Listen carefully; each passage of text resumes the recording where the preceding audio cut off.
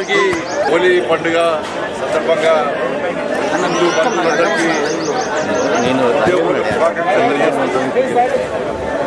మంచి పండుగ వాతావరణంలో, సంతోషకరమైన వాతావరణంలో, ఒక ఆహ్లాదకరమైన వాతావరణంలో దేశవ్యాప్తంగా హిందువులందరూ కూడా హోలీ పండుగ జరుపుకుంటూ ఉన్నారు.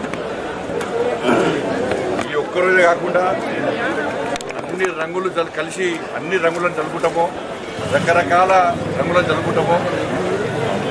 అదే రీతిగా హిందూ సమాజం అంతా కలిసి ఉండాలని చెప్పి, హిందూ సమాజానికి ఎక్కడ ఇబ్బంది వచ్చినా, ఎక్కడ ఆపద వచ్చినా, హిందూ ధర్మానికి అవమానాలు జరిగినా హిందూ సమాజం అంతా సంఘటితం కావాలని చెప్పి ఈరోజు అన్ని రంగులు జరుపుకుంటున్నామో అన్ని కులాల ప్రజలు కూడా ఇవాళ ఏకతాటిపైకి వచ్చి తమ ఐక్యతను ప్రతిసారి ప్రదర్శించాలని చెప్పి ఈ సందర్భంగా విజ్ఞప్తి చేస్తూ, ఏ కష్టాలు లేకుండా, ఏ ఇబ్బందులు లేకుండా ఒక ప్రశాంతమైన వాతావరణంలో ఈ హోలీ పండుగ నిర్వహించుకోవాలని చెప్పి, హోలీ పండుగ తర్వాత ప్రతిసారి చూస్తున్నాం స్నానాల కోసం చెరువులకు కానీ ఇతర నదులలో చేసేటప్పుడు దయచేసి యువత అంతా కూడా చాలా జాగ్రత్తగా వ్యవహరించాలని చెప్పి ఈ సందర్భంగా విజ్ఞప్తి చేస్తున్నాను.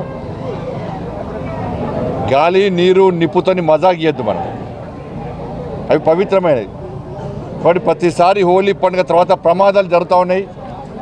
ప్రతిసారి ఏదో ఒక ప్రాంతంలో స్నానానికి పోయో ఏదో రకంగా ఇవాళ ప్రమాదాలకు గురవుతారు. కాబట్టి ఇది మంచి పండుగ, సంతోషకరమైన వాతావరణం జరుపుకునే పండుగ, అందరు కలిసిమెలిసి జరుపుకునే పండుగ. కాబట్టి జాగ్రత్తగా ఉండాలని చెప్పి ఈ సందర్భంగా అందరికీ విజ్ఞప్తి చేస్తూ, మరొకసారి హిందూ బంధువులందరూ కూడా హోలీ పండుగ సందర్భంగా హృదయపూర్వక శుభాకాంక్షలు తెలియజేస్తూ ఒక మంచి వాతావరణంలో పండుగ నిర్వహించుకుందాం.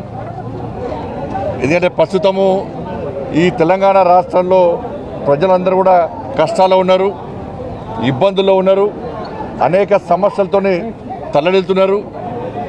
పాలకుల యొక్క నిర్లక్ష్య వైఖరి వల్ల, పాలకుల యొక్క అహంకార ధోరణి వల్ల, పాలకులు ఆడుతున్న అబద్ధాల వల్ల ఇవాళ ప్రజలు ఇబ్బంది పడుతున్నారు. అందుకే మొన్న ఎమ్మెల్సీ ఎన్నికల్లో ప్రజలు అధికార పార్టీ గుణపాఠం చెప్పారు. ప్రధాన ప్రతిపక్షంగా ఇవాళ భారతీయ జనతా పార్టీని ప్రజలు గుర్తించారు. కాబట్టి మొన్న ఎమ్మెల్సీ ఎన్నికల్లో భారతీయ జనతా పార్టీకి ప్రజలు విజయం చేకూర్చిపెట్టారు. మా కార్యకర్తలు కష్టపడి పనిచేశారు. మోడీ గారి యొక్క చరిష్మా.